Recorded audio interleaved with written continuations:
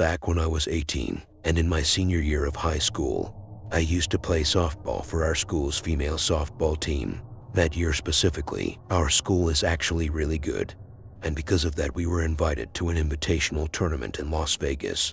I remember we stayed in a hotel only around 15 minutes from the city itself. It was around 9 p.m. when we got there.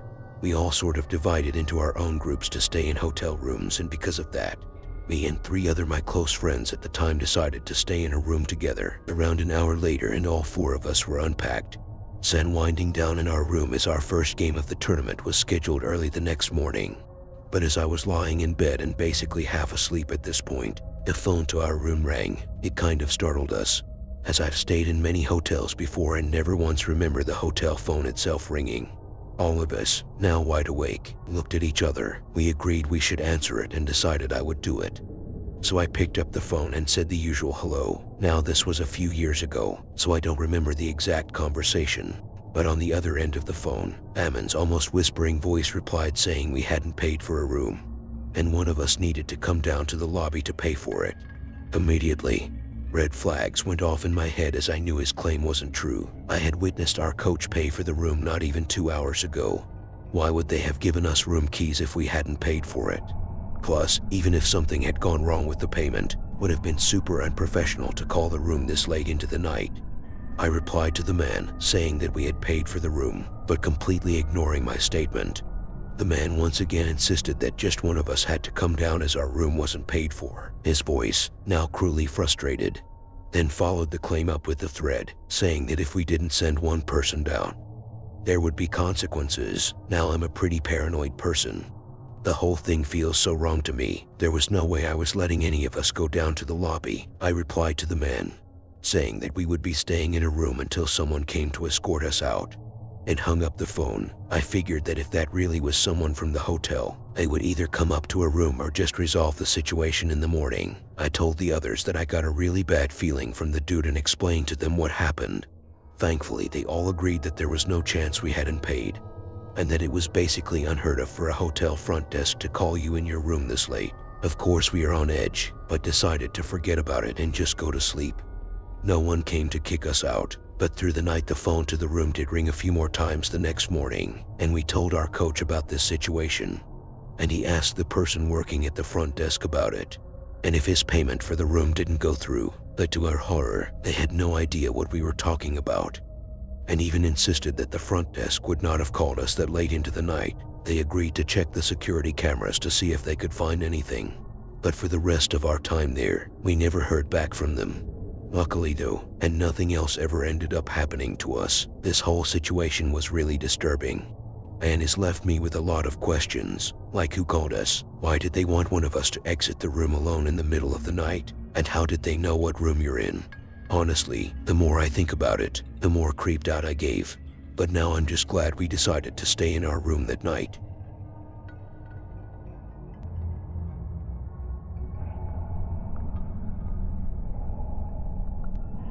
When I was 14, my family took a trip to a ski resort in Colorado. I'm the oldest of 4.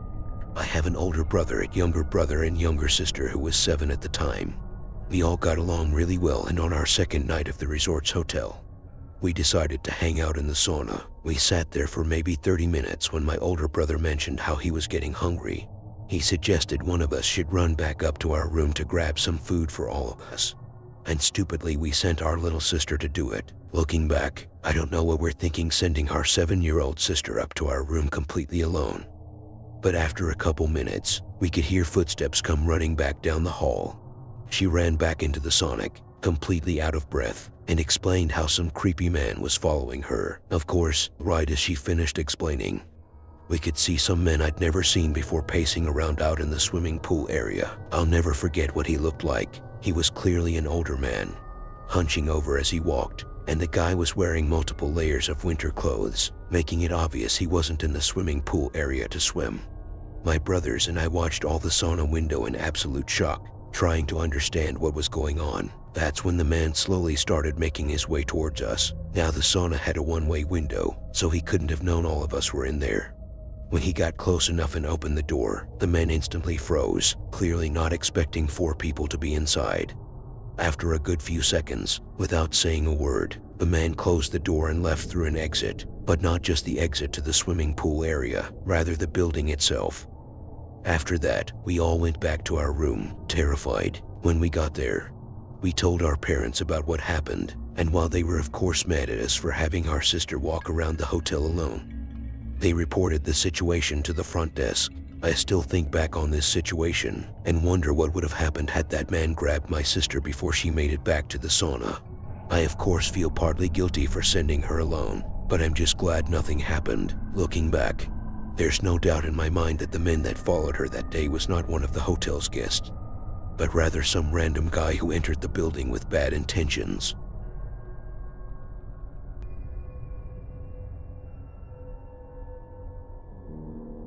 It was a Friday. I was on a business trip and was staying at a hotel in not the best part of town.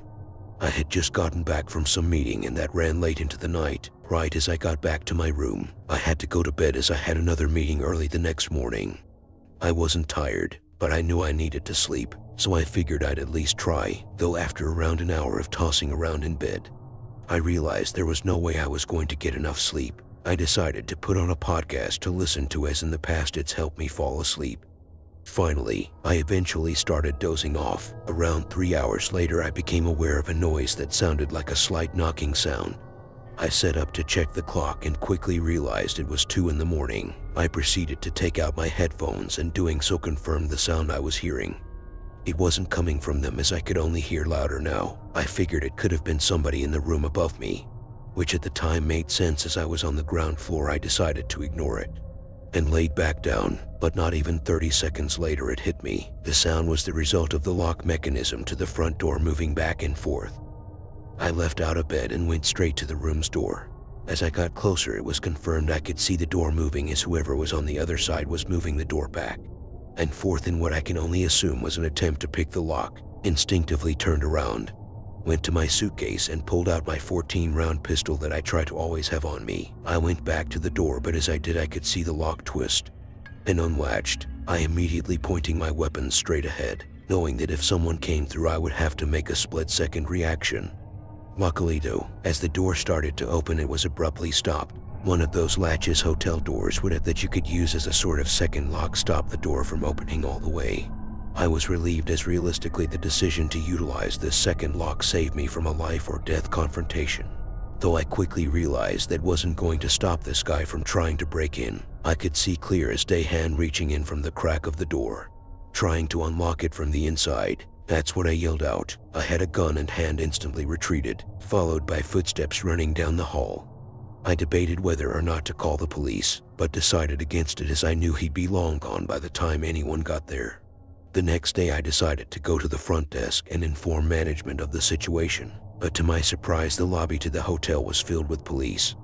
It turns out the guy trying to get in my room from the night before was an escaped prisoner. They said he was going from room to room, locking the doors and robbing guests at knife point for cash. It's been 9 months since this happened, and I haven't heard anything about it since. I assume the guy's been caught by now, but realistically I have no idea. People say you don't really know what you'll do in those type of situations until it really happens, but I can honestly say I'm proud of how I stayed calm and was mentally prepared to defend myself. If there's one good thing that came of this, I feel confident that I responded in the right way and was ready for the unthinkable. It's just crazy to think that the latch to that door was the only thing between me and an armed confrontation with an escaped prisoner.